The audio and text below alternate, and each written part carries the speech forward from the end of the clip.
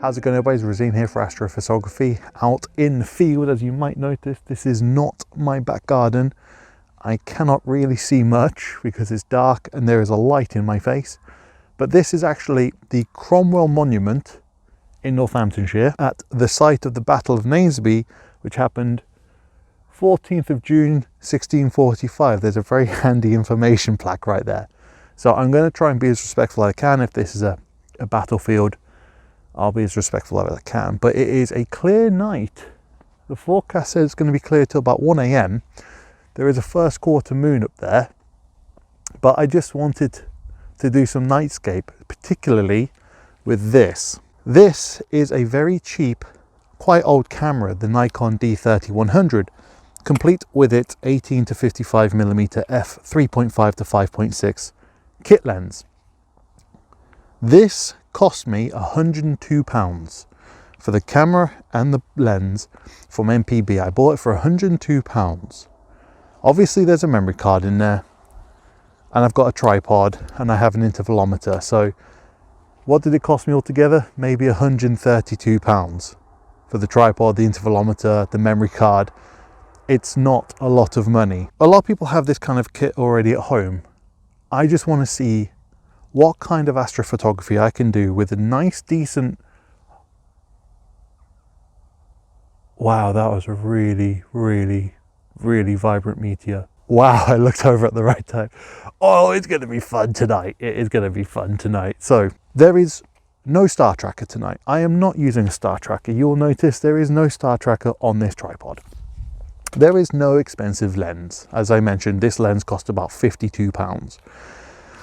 There is no fancy camera. There is no fancy filter. It is just a tripod, a camera, and what nature gives us.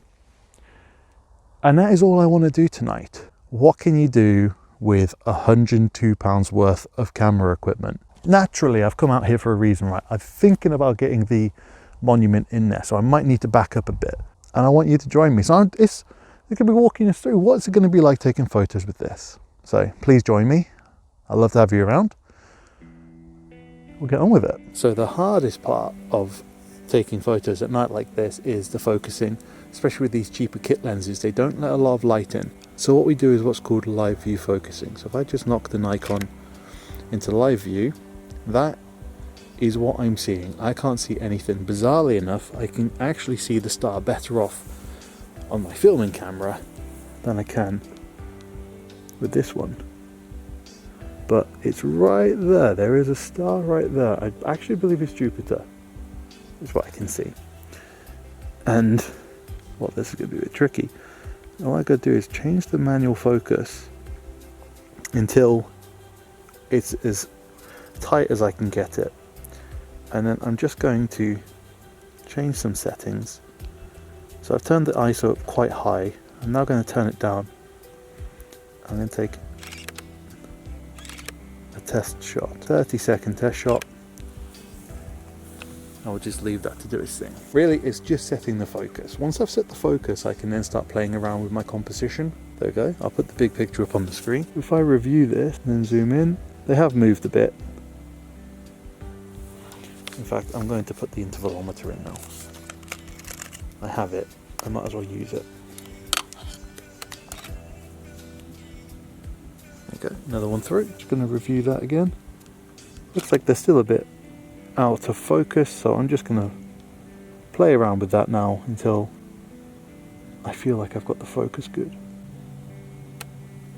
Here it comes. There we go. Now I'm just going to review that again. You're getting the idea now. I actually think that's more in focus. Now what I've actually got is star trails.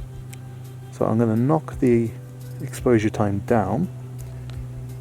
I'm going to put the ISO back up to compensate for that.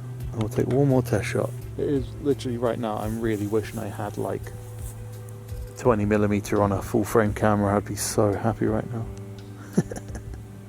But that's not to say I'm not having a good time. I'm happy with that. I'm still getting star trails, or I'm still getting movement. And again, you might see as I'm walking around, I'm obviously disturbing the camera. The next thing to review is the composition. Oh, I wish the screen would stay on longer. can just about see the top of Auriga, I believe. I might knock it up a bit. I'm going to actually take a few steps back, try and get the monument a bit smaller, and then recompose. Okay, so I've got everything set up the way I want it. I've got my first composition sorted. Got the monument directly in the middle of the frame. I've got Constellation Auriga to the left of it. I can just about see Jupiter to the right. There is a tree there. Don't know how I feel about the tree at this point. Something to deal with is your light falling off the camera. Something to bear in mind while you're trying to take photos of the night sky like this is the rule of 500. Because obviously the stars are moving, well, we're rotating, which makes the stars look like they move. The rule of 500 is how long you can take a photograph for before you really see stars begin to move. And what you do is you take 500, you divide it by the focal length of your lens, and that gives you the time it's going to take. Now you bear in mind the crop factor and things like that, some more advanced topics. Now I have this intervalometer hanging off of the camera. I'm just going to program that to do like 10-second shots, do 20 of them.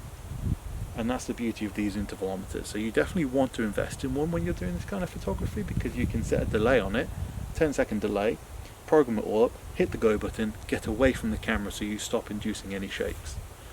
So what I need to do now is really dial in that exposure time. The rule of 500 is a guide, especially on modern cameras. It's just a guide. It gets you in the right exposure length, and then start zooming in on your photos and begin to fine tune it.